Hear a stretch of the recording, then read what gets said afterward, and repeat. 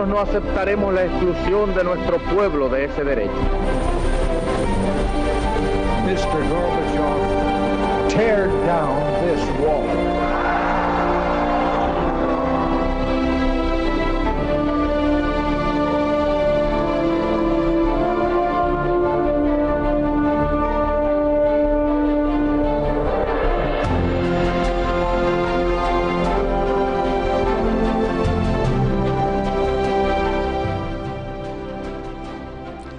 Buenas noches, señoras, caballeros.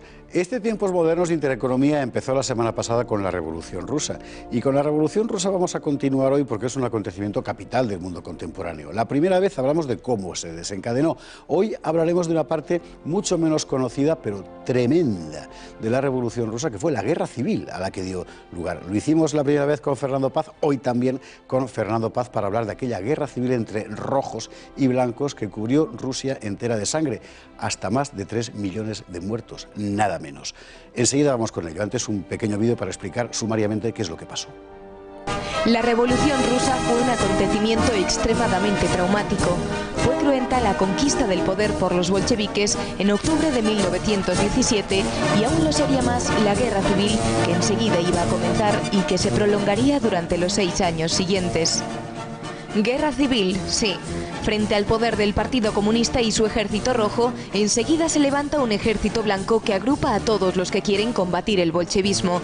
En el lado comunista, Lenin entrega el mando al ejército Trotsky y organiza una fuerza superior al 1.000.000 de hombres, frecuentemente con oficiales zaristas a los que se obliga a servir bajo amenaza de matar a sus familias. En el lado rebelde, por el contrario, reina la división. Desde Ucrania hasta Vladivostok surge una miríada de pequeños poderes locales movidos ora por nostalgia del zar, ora por deseos de independencia regional que harán la guerra por su cuenta. Cosacos, ucranianos, marinos del Báltico, fundamentalistas musulmanes, escuadrones de nómadas mongoles, hasta una región checoslovaca formará en las filas, nunca bien avenidas, del ejército blanco. En la estela de la resistencia al comunismo aparecen nombres que enseguida se harán legendarios. No solo el almirante Kolchak, que es el único que logra formar algo parecido a un estado, sino también los generales Denikin y Wrangel, el atamán Semyonov o el barón Ungerstenbeck. Cada uno de ellos actúa como si el resto del mundo no existiera. Añádanse los ejércitos formados por campesinos anarquistas o por nacionalistas, cada uno enfrentado con todos los demás. Será esta fragmentación, suicida en la intensidad del territorio ruso, lo que al cabo llevará a los blancos a la derrota. Los últimos rebeldes entregarán sus armas en junio de 1923, en la lejana Vladivostok, en el extremo oriental de Siberia. En el bando rojo, la cifra de muertos en combates o por represión política superó el 1.200.000 personas. Aún fue peor en el bando blanco, donde la cifra de muertos llegó al 1,5 millones de personas. Y eso sin contar con las víctimas de la hambruna, que de inmediato iba a abatirse sobre Rusia con la política económica de Lenin. Pero esta ya es otra historia. Esta ya es otra historia, efectivamente, y la contaremos en otro momento. Magnífico vídeo de Beatriz Rojo y María Matos. Fernando Paz, probablemente es el episodio más complicado de contar que podamos haber colocado, porque es un gigantesco laberinto. Es un laberinto, es un rompecabezas, es una cosa muy complicada, le llamamos guerra civil rusa y en realidad agrupa una serie de conflictos, en algunos casos escasamente conexos con la trama principal, podemos decir, que abarca el antiguo imperio ruso, pero a la vez algunas cosas que quedan fuera, como la guerra ruso-polaca, por ejemplo. Es decir, acontecimiento principal, como tú dices, la resistencia blanca a la Revolución Roja. Pero como todo estalla, al mismo tiempo conflictos que estaban o dormidos o larvados o que apenas habían dado la cara, salen al mismo tiempo. Y es Rusia entera, que es enorme por otra parte, la que se cubre de guerra. Efectivamente, y además es que aparecen grupos a partir de la hegemonía bolchevique de los soviets, aparecen grupos que no se resignan a esa hegemonía. Y, por ejemplo, hay dos grandes episodios, el de Kronstadt es uno y el del Ejército Negro de Magno es otro, donde los anarquistas pues están luchando absolutamente contra todos. Son anarquistas contra los comunistas, sí. Y al mismo tiempo contra los zaristas. Sí, claro, y al mismo tiempo contra los zaristas y con unas complejísimas relaciones, porque la mayor parte del Ejército Negro era de origen ucraniano, unas complejísimas relaciones con el Ejército Verde. Aquí hay 4 ejércitos de colores, la gama cromática es amplia, el rojo, el blanco, el Ejército Verde, que es de los nacionalistas ucranianos, y el negro de el Ejército Negro mayoritariamente anarquista y mayoritariamente ucraniano también. Sí, Y luego tenemos un ejército azul en una de las rebeliones que hubo que también se conoció como el ejército azul, o sea, para acabar de liarlo. Pero efectivamente luchan todos contra todos y al final vencerá quien tenga un más alto grado de coordinación y de disciplina, que no era el caso de los blancos, claro. Era el caso de los rojos, en particular gracias a Trotsky, que se convierte prácticamente en un dictador militar porque restablece íntegramente la disciplina del viejo ejército zarista ruso, introduce oficiales a la fuerza del régimen zarista, amenazando con matar a sus familias si no prestan servicio, y consigue, por así decir, domar los restos descompuestos del ejército ruso de la Primera Guerra Mundial. Pues así, en efecto es. Al principio Trotsky da un paso, digamos, en falso. Trotsky, como sabemos, venía del menchevismo y encajó regular con los bolcheviques en principio. Él luego se depositó en él una gran confianza en el Soviet de Petrogrado. Es el que saca adelante el proceso revolucionario en sus inicios y se le pone al frente el ejército rojo. Y Trotsky, la primera idea que tiene es la de que todos sean iguales. Entonces quedan abolidos los grados militares. Enseguida se da cuenta, una persona muy inteligente, se da cuenta de que aquello no funciona de ninguna manera, restituye los grados del ejército zarista y adopta la disciplina más extrema del ejército zarista. La hace lo convencional, lo habitual y lo ordinario. Por ejemplo, a los desertores no se les hace juicio, se les fusila directamente. Se crean batallones de desertores o de gente indisciplinada a los cuales aleatoriamente se diezma. Y en ocasiones diezmar se diezma quiere decir que de cada 100, 10 son asesinados. Exactamente así, se les pega un tiro en la nuca. Y de esa manera se mantiene la disciplina. Tenía una dirección, el ejército rojo, política muy clara, y tenía una dirección militar también. Y además Trotsky incluye a los comisarios, dentro de cada regimiento, una unidad equivalente a una sección o compañía de guardias rojos. En el caso de que cualquier soldado, no digamos oficial, del ejército rojo abandone su arma o retroceda, es inmediatamente fusilado por la Guardia Roja. Entendido. Por el contrario, en el bando específicamente blanco, aparte del azul, el negro y el verde, como hemos visto antes, solo hay algo que se parece a un poder, que es el del almirante Kolchak, quizá porque era el hombre que estaba ahí en el sitio oportuno, que no consigue construir un Estado. El único y el que más se acerca, efectivamente, es Kolchak.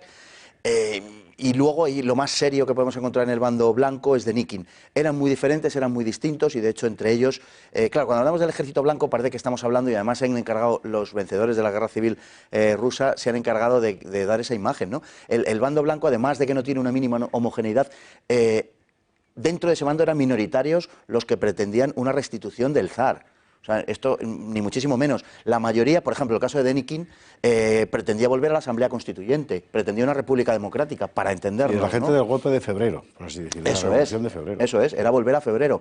Que además Denikin discutía mucho que da una imagen verdadera de lo que era el ejército blanco con Wrangel, porque este era un varón y era un noble, y Denikin, el padre de Denikin, había sido siervo. O sea, había sido liberado en tiempos de Alejandro II, el año 61, por el zar, ¿no? O sea, eran de procedencia muy diversa.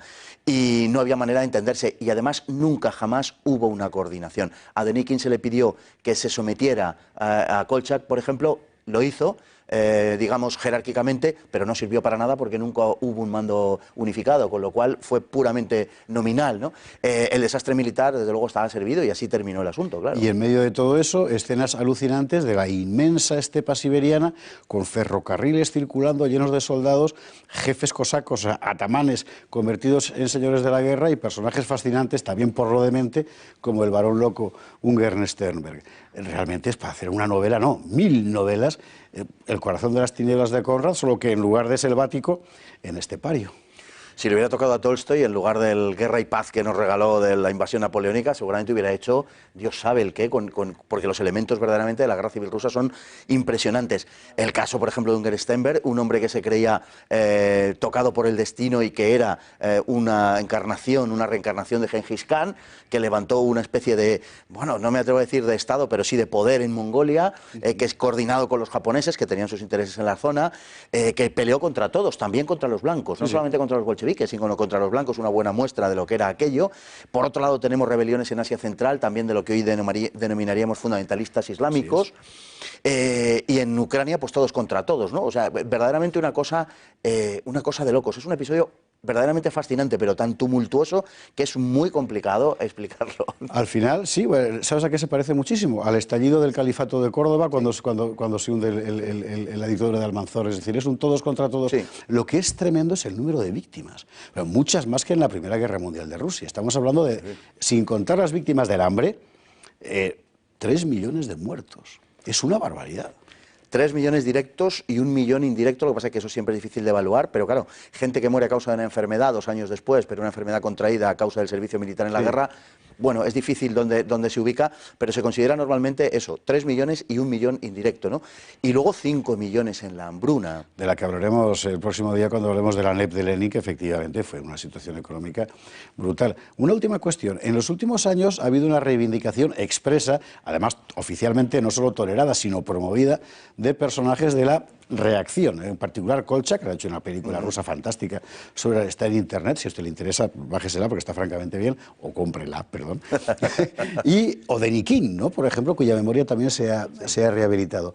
En el fondo es ¿cómo decir? Una especie de arrepentimiento, de decir, al final ganó quien tenía que ganar, pero las cosas podían haber sido de otro modo y nos hubiera ido mejor. Desde el punto de vista ruso, sí. Yo creo que Rusia, dentro de que estas cosas siempre son complicadas, ha integrado bien a unos y otros en su pasado. Digo, dentro de que, claro, siempre es complicado. La cuestión es que la revolución bolchevique tomó una dirección determinada, se nacionalizó, y utilizó con un cierto cinismo el aspecto internacionalista, o con un enorme cinismo, ¿no? Entonces, ellos han sido capaces, en esta era de Putin, por ejemplo, el caso de Denikin que tú citabas, la hija de Denikin ha estado reivindicando su memoria con enorme éxito, y Putin viene del aparato anterior y trabajó para quien trabajó. Y yo creo que en Rusia se está integrando eso bastante bien. Puede que más o menos la idea sea esa, ¿no? O sea, ganó quien tuvo que ganar, pero no en términos ideológicos, sino en términos de que ganó quien en definitiva logró, por disciplina, por convicción probablemente, quien logró hacer de Rusia una potencia mundial. Y mantener cosido el país, eso efectivamente, cuando estaba al borde del...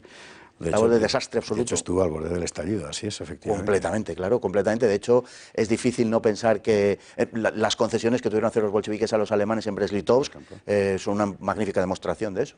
En fin, es un episodio tremendo, muy poco conocido, fascinante y francamente difícil de contar porque sencillamente es un mosaico que estalló. La Rusia de esta guerra civil entre rojos y blancos y además con negros, con verdes, con azules y con todos los colores. Nosotros seguiremos hablando de la Revolución Rusa con Fernando Paz en próximos programas porque, insisto, es un acontecimiento determinante del mundo contemporáneo. Hablaremos de la política económica de Lenin, aquella nueva política económica, de las hambrunas, también de la guerra entre Stalin y Trotsky, que enseguida iba a comenzar, y del gigantesco holocausto ucraniano del Holodomor, que tantas cosas podría explicar. Quizá con lo que hay que quedarse es con la idea de que al final la historia se escribe simplemente, la escriben los hechos. Y los hechos fueron los que fueron. Ojalá que sea así, desde luego. Sí. Ojalá que fuera. Ojalá que sea así, porque las interpretaciones interesadas ahí están siempre, ¿no? Y en el caso que tú citabas, por ejemplo, qué poco se oye hablar del Holodomor, por ejemplo, ucraniano, o de la hambruna deliberadamente causada por el gobierno soviético. Aquí hablaremos en eso, de estas historias en tiempos modernos. No le quepa la menor duda. Fernando Paz, muchísimas gracias. Un placer, como siempre. Y a ustedes hasta mañana.